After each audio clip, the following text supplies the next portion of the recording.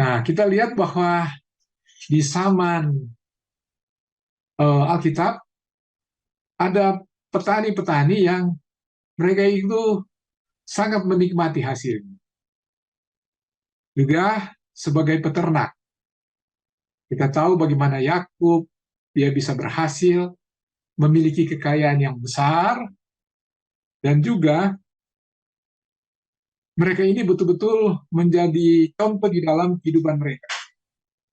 Nah, kalau di tengah ini kan ada tanaman rica, tanaman cabai. Bayangkan saja ini tanaman cabai ini sudah seharga cengkeh, kilogram. Cabai sekarang ini kalau saya ke pasar, harganya sudah 100.000 per kilo. Dan bukan yang kering, ini yang mentah. Jadi cabai ini sekarang sudah mahal harganya. Ini salah satu contoh komoditas saja. Kemudian di samping kanan, atau mungkin di samping kiri saudara, itu ada satu tanaman yang sebentar dikembangkan oleh Departemen Pertanian, kacang koro. Nah, kenapa ini kacang koro ini sementara diintroduce? 3 minggu yang lalu saya diundang ke Jakarta melalui Kementerian Pertanian, dan kami dipaparkan tentang bagaimana tentang pertanian kacang koro, yang mana juga saya sudah menanamnya, saya sudah ada dempotnya, mendapatkan bibit dari teman saya, dan keunggulan daripada kacang koro ini banyak, dan menjadi tujuan dari pemerintah untuk melakukan substitusi terhadap kedelai. Kenapa? Karena kita kurang lebih 3 juta ton per tahun kita mengimpor dari luar negeri, termasuk kurang lebih 75% itu dari Amerika. Dan perlu kita ketahui bahwa kedelai yang ada itu sudah GMO. Jadi sudah boleh kita katakan ada melakukan rekayasa genetika, ya, melakukan rekayasa genetika. Yang tadinya misalnya tidak berbiji jadi ada berbiji jadi tidak berbiji. Nah, kembali, kacang koro ini juga adalah satu komoditas yang sementara dikembangkan. Dan kami waktu itu juga mendapatkan informasi-informasi dari BI, dari OJK, dari Bank BRI, dan juga dari beberapa lembaga keuangan. Nah, itu kira-kira informasi yang dapat saya berikan. Jadi, kalau kita lihat bahwa Yakub, Ayub, itu mereka sangat-sangat menekuni profesi mereka, dan mereka memiliki kekayaan dari profesi mereka. Saya juga membaca di dalam 2 Tawari, ya, buku 2 Tawari pasal 26, itu ada seorang raja juga. Dia seorang raja yang bernama Raja Usia. Dia jadi kuat oleh karena dia memiliki juga pertanian, ya, karena dia memiliki pertanian yang bagus, sehingga akhirnya dia bisa kuat. Walaupun memang pada endingnya dia akhirnya gagal, kena kusta oleh karena kesombongannya. Nah, saya tidak mau membahas tentang khusus Raja Usia, tetapi paling tidak ada gambaran bahwa mereka yang menekuni pertanian, menekuni peternakan, ini bisa memberikan suatu hasil yang menjanjikan. Bukan hanya untuk kehidupan ekonomi keluarga, tetapi juga untuk ekonomi yang lebih banyak, ataupun ekonomi yang lebih daripada cukup.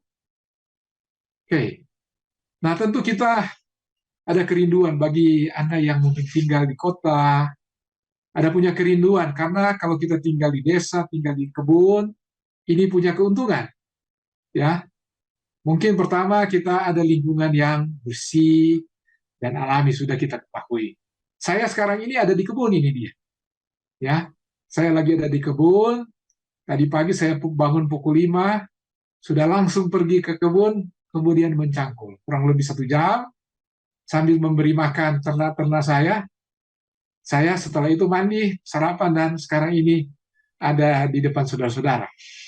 Kemudian kalau di desa juga masih tinggi dia punya jiwa gotong royong. Ya. Kemudian ada pangan tercukupi seperti yang ada di samping kanan ini hasil. Ada pisangnya, kemudian ada ubi kayunya. Bisa dilihat ya, dia punya slide-nya ya. Ada ubi jalar. Nah, kita cuman kukus dan sekarang ini kita boleh makan bersama-sama. Kemudian ada suasana yang nyaman di desa, udara segar. Ya kalau kami di sini tidak pakai AC. Kalau saya ngecek ke uh, termometer, ya suhunya sampai dengan 19 derajat Celcius.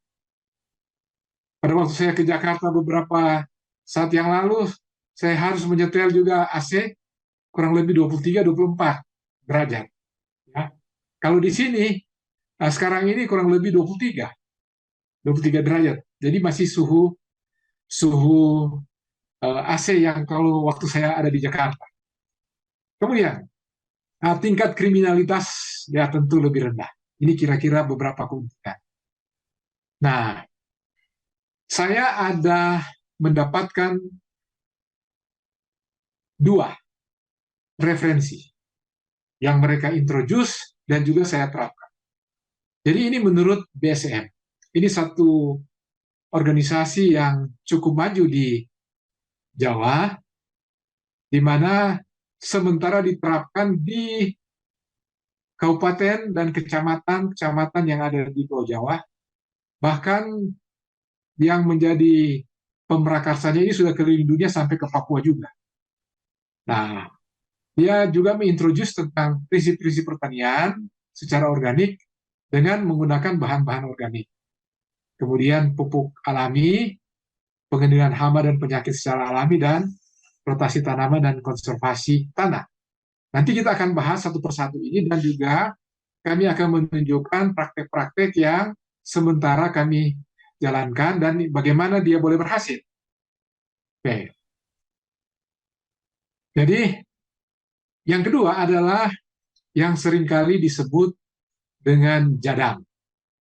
Nah, dia memberikan 4 resep juga, yaitu soil management. Jadi soil management ini adalah foto yang diambil pada hari Jumat yang lalu, minggu lalu, sore-sore, sekitar pukul 4 ya. Jadi soil management.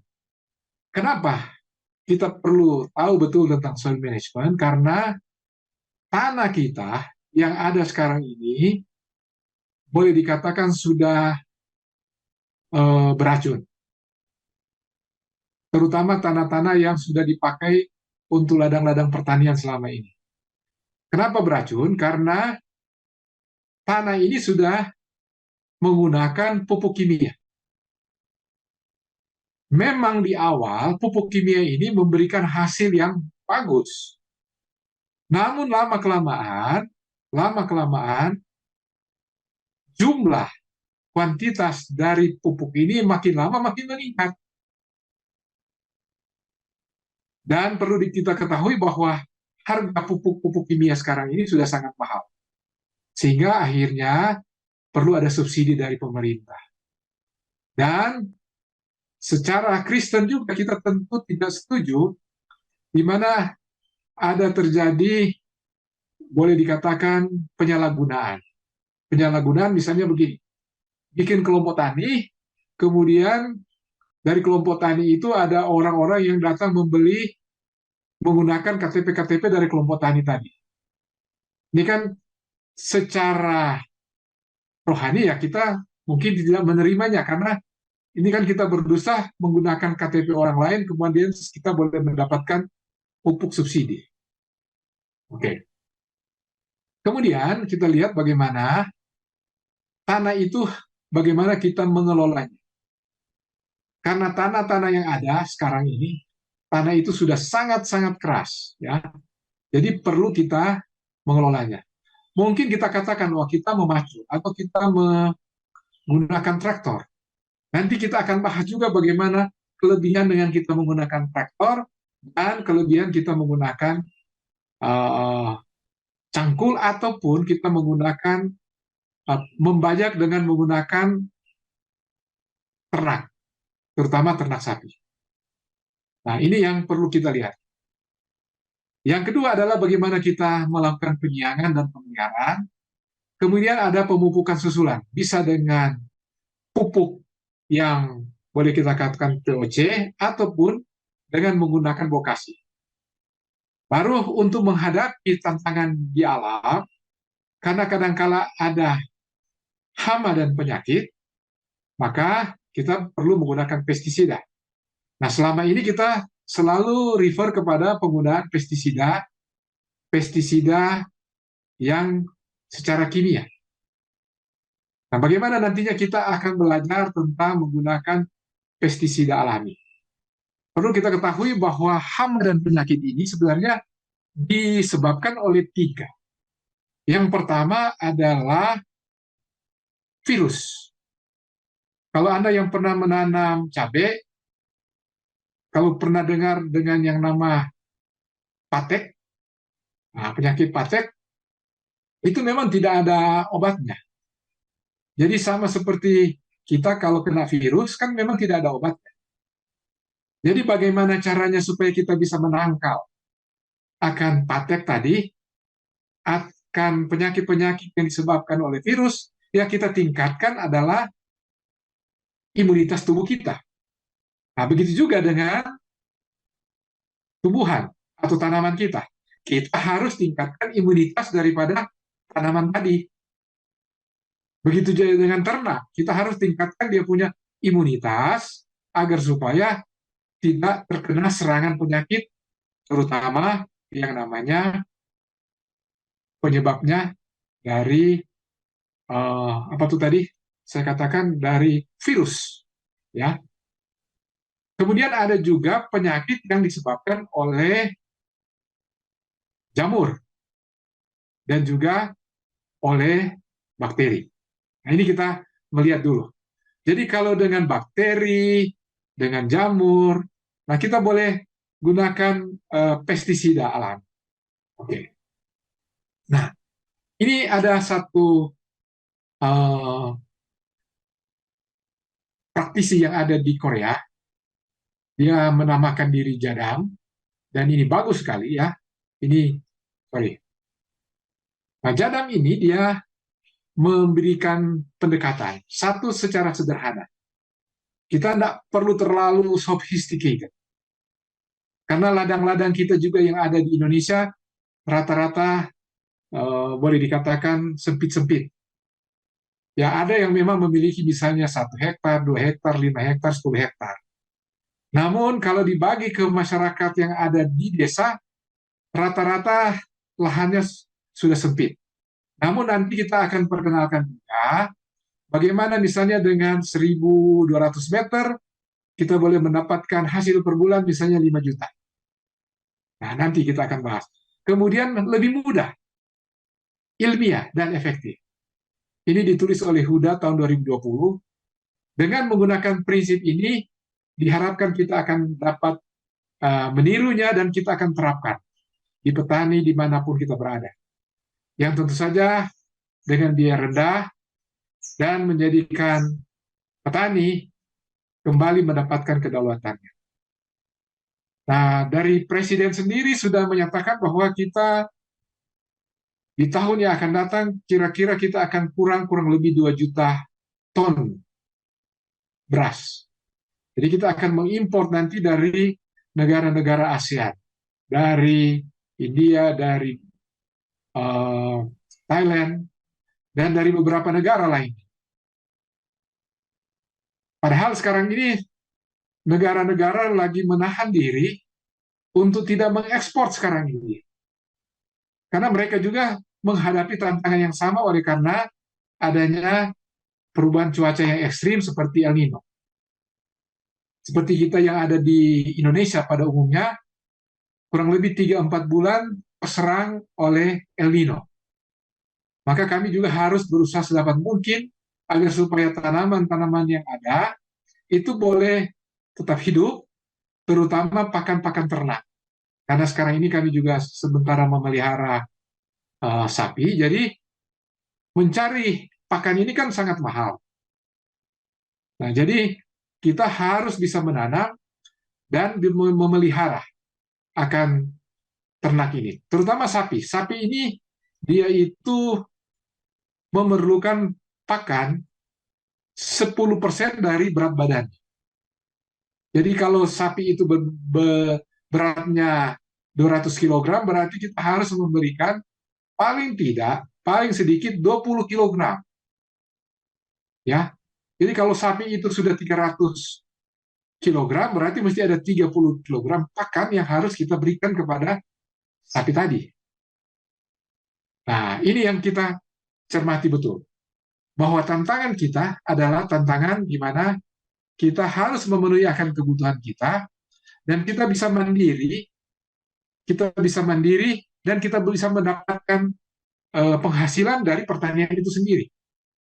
Kenapa saya tekankan di sini? Karena di zaman Alkitab, apakah itu Yakub, kemudian Ayub, Raja Uzia, mereka itu makmur dengan hasil pertanian dan peternakan mereka. Kalau kita melihat akan harta dari Raja Salomo, wah,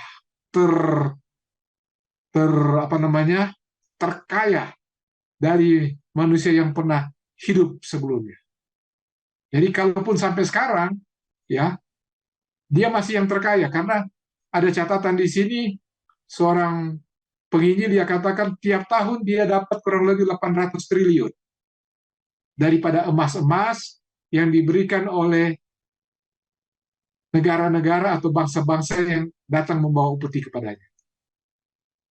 Nah, kita boleh melihat, ya memang mungkin di dunia ini ada orang yang punya 3.500 triliun, ya, atau 210 miliar dolar, atau kurang lebih 3.500 triliun. Tapi kalau Salomo ini, kalau dia memerintah 30 tahun, 30 kali 800 kan, hitung saja, 30 kali 800 ada 24.000 triliun. Jadi kita kembali kepada yang tadi, bahwa mengusahakan pertanian, mengusahakan peternakan bukan lagi suatu hal yang menyebabkan kita ini dianggap rendah. Tempat di mana kami berkebun sekarang ini dikelilingi oleh desa pertanian. Kalau pernah dengar desa Tonsewer, pernah dengar desa Toure, pernah dengar desa Ampreng. Dulu itu desa yang sangat terisolasi. Tapi sekarang ini mereka itu boleh membeli mobil baru, mereka boleh membeli rumah, membangun rumah. Saya sudah melewati beberapa kali akan tempat mereka, sudah sangat lebih baik daripada daerah-daerah yang dulunya penghasil cengkeh misalnya. Kenapa? Karena mereka ini tiap 3 bulan, tiap 4 bulan mereka panen. Kalau cengkeh sudah 4 tahun mungkin baru mau berbuah sekarang ini dia. Jadi ada jeda yang cukup panjang sehingga akhirnya boleh memetik cengkeh lagi. Dan boleh dikatakan untuk memetik cengkeh yang harganya mungkin sekarang 120.000 per kilogram ini, prosesnya sangat panjang. Harus menyediakan peralatannya, misalnya tangga, kemudian karung untuk menjemur, dan cukup lama, dan membayar juga orang-orang pekerja. Dan apabila suplainya banyak, harganya akan rendah. Ya, berlaku hukum ekonomi. Apabila suplainya banyak, harga akan rendah. Kalau permintaan banyak, kemudian suplainya sedikit, atau penawarannya sedikit, harga akan naik. Nah, di saat sekarang ini, karena adanya cuaca yang ekstrim, ya, cuaca El Nino kemarin, maka harga cabai ini sangat mahal. Ya, kita di Indonesia, di Manado, susah kalau tidak makan, tidak pakai cabai. Itu sebabnya kita banyak menggunakan cabai. Oke. Nah, di daerah kita, Saya mau sampaikan bahwa begini, banyak petani-petani yang ada di sekeliling saya sini, saya lihat sendiri, mereka menggunakan pestisida untuk menangkal akan hama dan penyakit. Saya tanya sama mereka, apa kamu makan itu? Oh, enggak. Jadi kamu makan yang mana? Ya kami tanam sendiri di rumah, di pekarangan di rumah.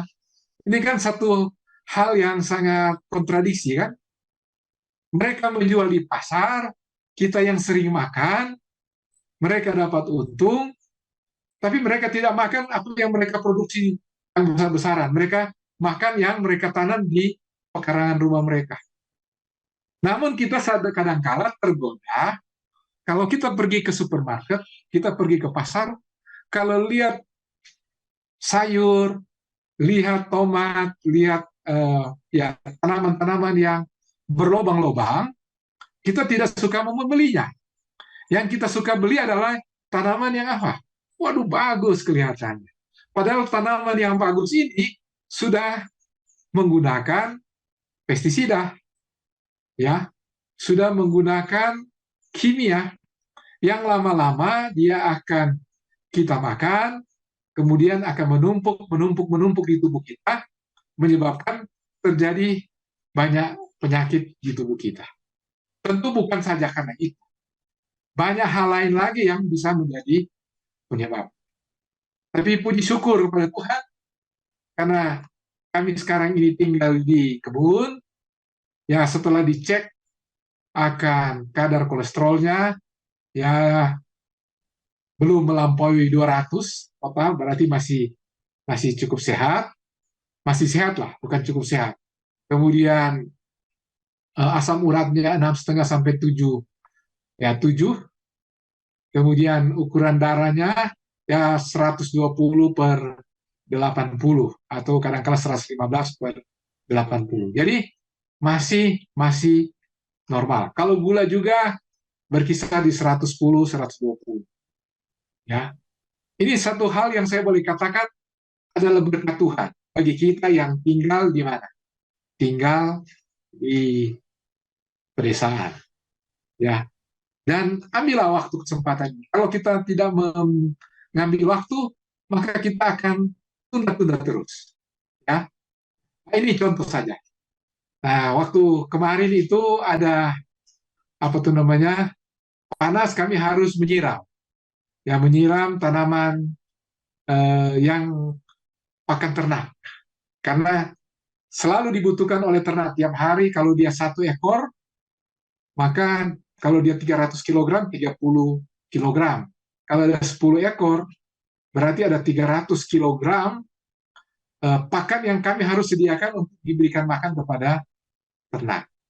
Nah, ini sangat senang sekali pagi-pagi, ya, karena kami melihat kondisi yang ada tidak mendapatkan pakan ternak lagi, lah langsung kami lepas saja mereka di tempat di mana mereka, ataupun kami menanam rumput-rumput ini, rumput gajah odot yang kemarin Pendeta Glenn Rumalak juga sudah memberikan khasiat bagaimana kalau kita bikin jus akan rumput gajah odot ini dia.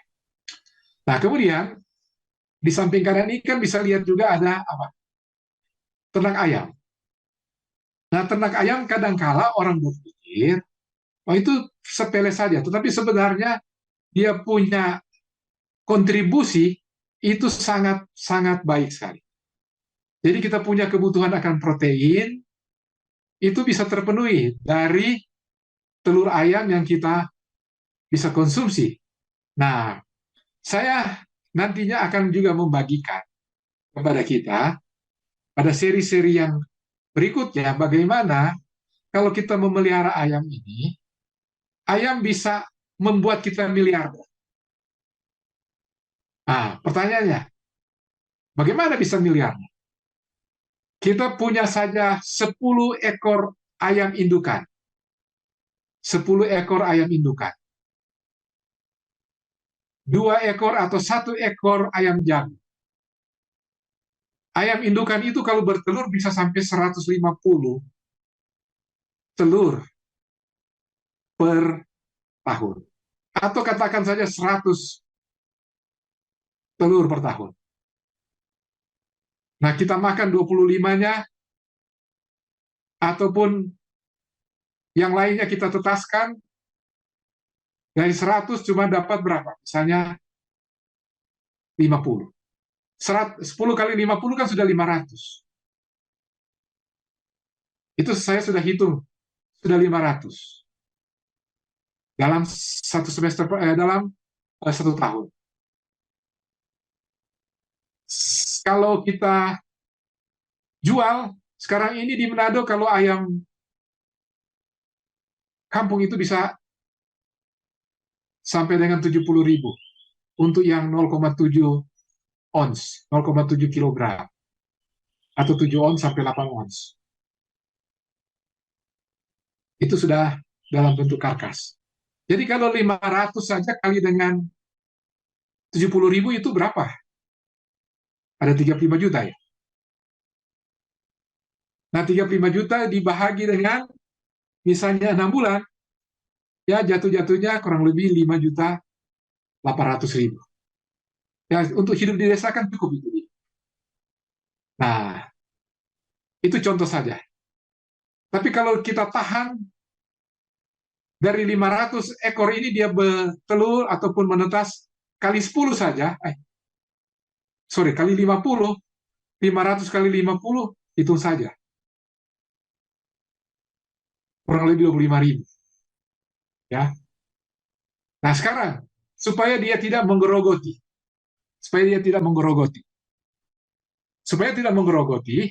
maka kita harus menanam. Menanam apa? Salah satu contohnya di sini adalah kita menanam ubi kayu. Jadi tidak kelihatan di sini ubi kayu yang ditanam, karena ayam itu memerlukan sama seperti manusia protein, karbohidrat, mineral, dan vitamin, dan juga lemak. Nah, daun singkong ini kaya akan protein. Saya sudah cek berdasarkan penelitian mereka, itu sudah sampai 30% proteinnya dari daun singkong. Ya. Sedangkan untuk anak ayam saja itu 20 sampai 22% boleh. Nah, kenapa butuh daun singkong? Karena daun singkong ini besar, dia punya kadar proteinnya, sedangkan protein itu dibutuhkan untuk membangun tubuh. Ya, untuk membangun rangka, membangun tulang, semuanya itu dari protein. Itu sebabnya anak-anak yang balita perlu protein yang banyak agar supaya mereka tumbuh kembangnya baik.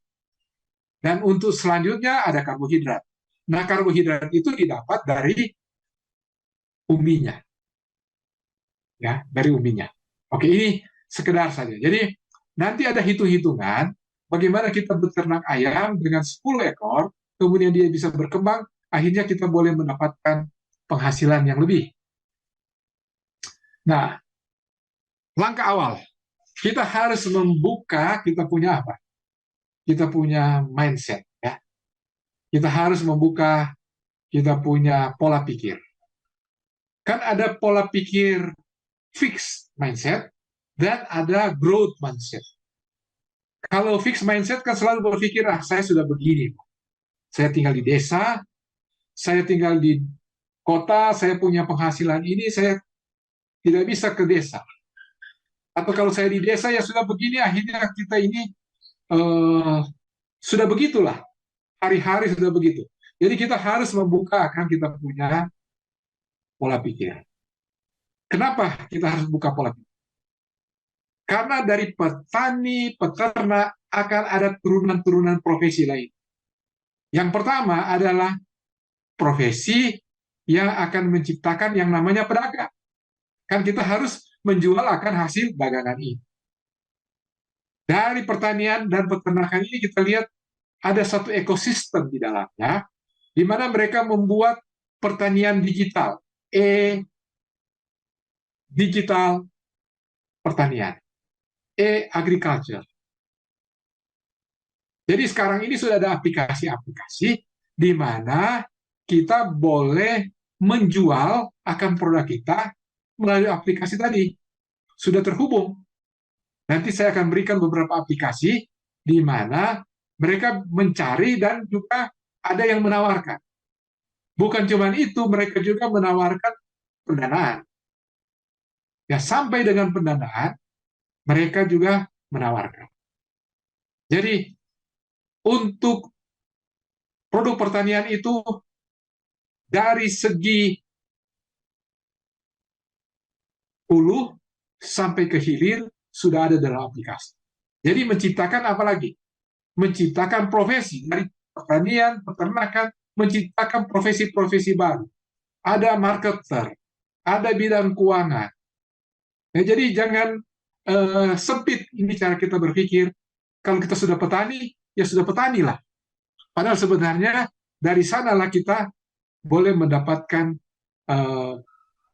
profesi-profesi lain atau menciptakan profesi-profesi lain agar supaya pertanian ini boleh berkelanjutan.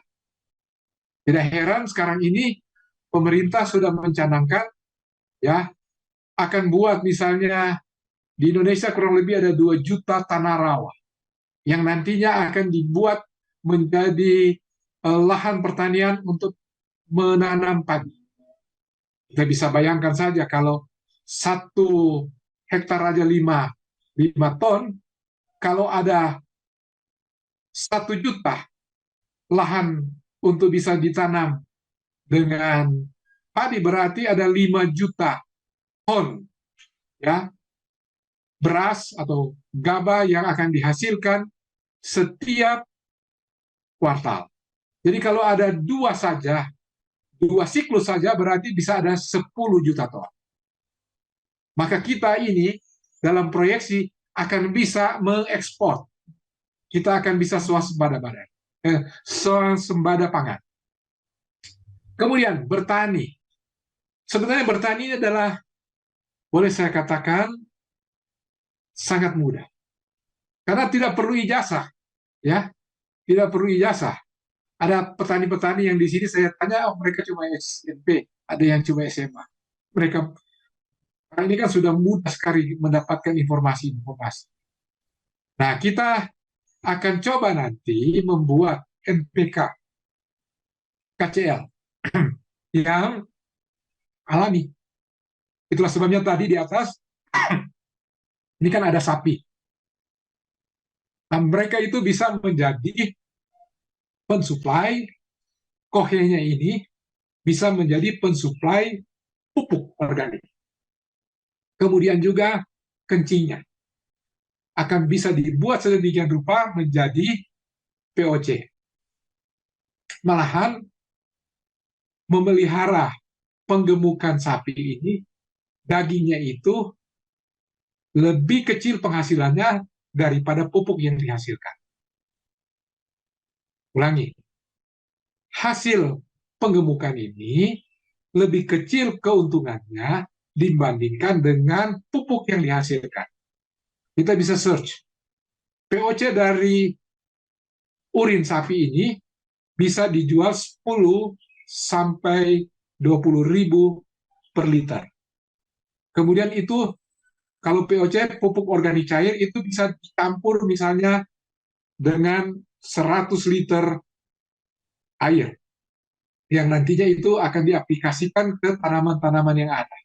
Itu contoh saja. Nah, kemudian pembuatan KCL. Nah, pembuatan KCL ini untuk supaya memenuhi akan kebutuhan juga unsur-unsur seperti misalnya NPK, KCL untuk unsur-unsur makro. Dan juga ada unsur-unsur mikro yang menjadi kebutuhan dari tanaman. Manusia tentu juga sama, membutuhkan unsur-unsur makro dan unsur-unsur mikro. Begitu juga tanaman, butuh unsur makro dan butuh unsur mikro. Nah, tentu di dalam menjalankannya kita perlu ada perencanaan. Ya, di dalam perencanaannya kita akan tanam berapa kemampuan kita. Saya kasih contoh. Kalau kita misalnya punya tanah saja luasnya kurang lebih 1.000 meter atau 500 meter atau hanya 250-300 meter, bolehkah kita mendapatkan hasil dari sana? Boleh sekali. Nah, contoh saja yang sederhana. Kalau kita menanam kangkung, kangkung di Jakarta satu ikatnya kira-kira berapa? Berapa rupiah? Ibu Melan bisa informasikan kalau kangkung kita beli di pasar berapa rupiah kita beli? 1.000, 2.000 per ikat atau 3.000? Ya, Beverly Wafifi, Ibu Beverly gimana? Di Madison sana, ya, dijual kangkung atau tanaman yang lain? Satu satu ikat mungkin 2.000. Nah, 1 meter persegi kita bisa tanam ya kurang lebih 20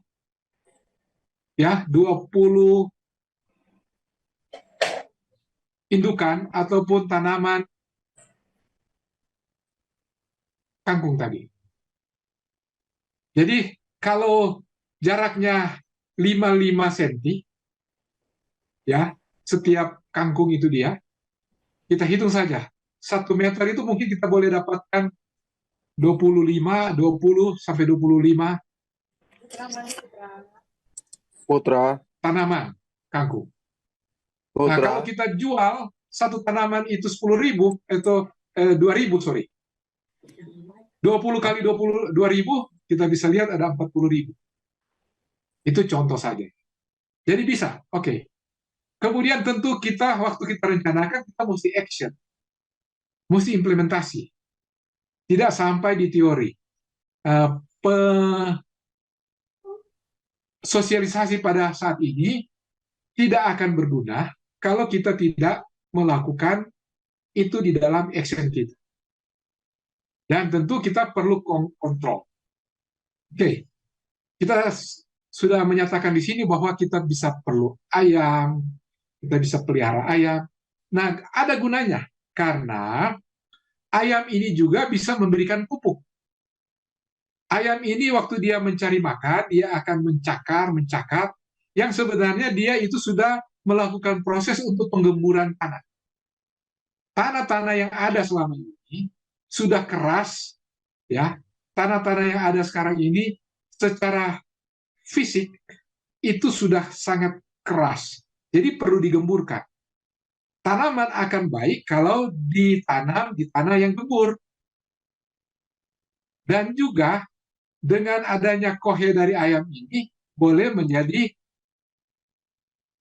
pupuk terhadap tanaman-tanaman yang ada. Tentu ayam ini kan kita perlu buat satu, ada kandang, ada juga yang boleh semi umbaran, artinya ada kandang yang kita boleh pelihara dan juga kita boleh umbaran. Umbaran itu adalah artinya kita lepas. Ya, kita lepas. Nah, pelihara ayam supaya kita tidak rugi, yaitu dengan cara satu ayam, satu pohon tanaman singkong. Jadi, tanaman singkong ini akan memberikan makan kepada ayam. Ayam itu akan mati kalau dia tidak makan. Pasti, seperti juga manusia. Ayam itu akan stunting, kita akan rugi kalau apa? Tidak makan. Itulah sebabnya tentu kita harus meminimalisir sedemikian rupa agar supaya tanaman ini akan memberi makan kepada ternak kita. Itu yang dinamakan pertanian yang terintegrasi bersama-sama dengan peternakan. Jadi ada satu siklus di mana pada waktu kita memelihara ternak, ternak ini kohenya itu akan menjadi pupuk terhadap pertanian kita. Begitu siklusnya, begitu akan berputar. Jadi tanah yang kita tanam tanaman yang ada, dia harus kita kembalikan. Ya kan sudah ambil di sana, dia punya unsur-unsur kimianya, unsur-unsur secara biologisnya kan kita cabut. Waktu kita cabut kan berarti kan misalnya saja kami tanam di sini rumput gajah odo untuk pakan ternak sapi. Kalau 1 tahun dia bisa sampai 50 ton, berarti paling tidak mungkin ada 25 ton yang kita ambil dari tanah tadi untuk makannya sapi. Nah, itu harus kita kembalikan ke tanaman tadi. Kalau kita kembalikan dengan tanaman, dengan pupuk kimia, ya kita cuma beri makan. Tetapi untuk adanya ya kehidupan biologis mikroorganisme yang ada di dalam tanah tadi itu tidak ada.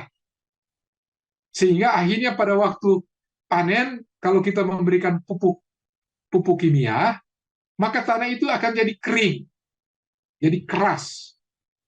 Tetapi kalau kita kasih pupuk organik, katakan dari kohe sapi, kohe kambing, kohe ayam, ini akan membuat tanah kita itu ada mikroorganisme. Contoh saja, kalau Anda punya tanah sekarang, pergi ke halaman nanti dan coba Anda campur. Kalau Anda dapatkan di sana cacing, itu artinya tanah Anda itu subur. Kalau Anda tidak dapatkan cacing di sana, itu tanah Anda itu boleh dikatakan tidak subur secara organik. Ada yang dapat lihat subur secara ya kelihatan di mata, tetapi karena adanya pupuk kimia. Yang makin lama makin hari itu pupuk kimia itu makin mahal. Nah, kemudian kita juga akan nantinya bikin yang namanya CPT. Ini semacam hormon, bukan memberikan makanan, tetapi dia merangsang akan tanaman kita untuk bisa mencari akan sumber-sumber atau unsur-unsur hara yang ada di tanah. Kita juga harus melihat di lingkungan kita, kalau ada pohon-pohon bambu, itu pelihara itu dia. Karena nantinya kita akan tunjukkan juga bagaimana kita bisa membuat POC dari unsur hara tanaman bambu. Dengan biaya yang sangat kecil, kita boleh membuat tanaman kita itu boleh menghasilkan yang lebih baik. Hanya dengan 1 kilogram atau 2 kilogram humus dari tanaman bambu itu, kita boleh membuat kita punya tanaman itu bertumbuh dengan baik. Saya mungkin bertanya, pernahkah kita melihat orang memupuk tanaman bambu? Pernah nggak? Tidak pernah. Seumur hidup saya tidak pernah melihat orang memupuk tanaman bambu. Tapi coba kita lihat, tanaman bambu itu bagaimana?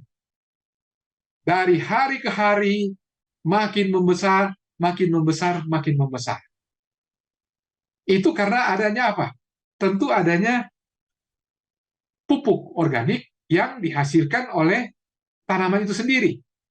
Kemudian ada bakteri-bakteri baik, misalnya Rizobacter, yang ada di dalam tanah atau di humus daripada tanaman bambu. Nah, kalau kita sudah memberikan hasil, tentu kita perlu melakukan pemasaran. Pemasaran yang baik adalah kita tentu menyenangkan pembeli. Kalau pembeli senang, kan mereka akan apa? Mereka akan balik ke kita. Ya, jangan mahal-mahal. Ya, jangan mahal-mahal. Agar supaya mereka akan balik. Kalau mereka sudah balik, mereka akan menginformasikan juga kepada orang lain. Wah, di kita ini ada tanaman yang murah, ada ayam yang murah, ada buah-buahan. Dan yang paling penting di sini, selain kita menghasilkan hasil untuk kita punya sektor keuangan, kita juga memiliki tubuh yang sehat. Ya, kita juga memiliki tubuh yang sehat. Nah, saya tentu akan berterima kasih pada kondisi ini. Saya berterima kasih. Nanti saya ada introduce sementara ini. Bagaimana kita membuat CPT, bagaimana fungsinya, ya. Dan nantinya juga kita akan lihat bagaimana kita boleh mendapatkan penghasilan. Saya sudah membuat di sini beberapa proyeksi yang mungkin nanti juga saya juga share nanti, contoh saja ya, agar supaya kita boleh melihat sekilas yang menjadi dasar bagi kita semua untuk nantinya kenapa kita harus bertani, kenapa kita harus beternak. Ini dia kan. Nah, saya boleh share sebentar saja ya untuk bagian ini ya. Apa sudah bisa kelihatan atau nanti saya kasih nanti hitung-hitungannya secara apa tuh namanya? Secara Excel, mulai dari investasinya, kemudian proyeksi laba ruginya, kalau kita beli anakannya, kemudian bagaimana penjualan neto dan beban-beban yang ada. Nah, ini kira-kira gambaran yang ada yang nantinya kita akan berikan di waktu-waktu yang akan datang dan bagaimana dia punya hasil dengan misalnya kita memelihara 100 ekor, 200 ekor ayam, 400 ekor ayam, ini akan memberikan keuntungan bagi kita. Nah, demikian presentasi saya pada kesempatan ini. Saya kembalikan kepada Pendeta Glenn untuk memandu dalam tanya jawab. Terima kasih.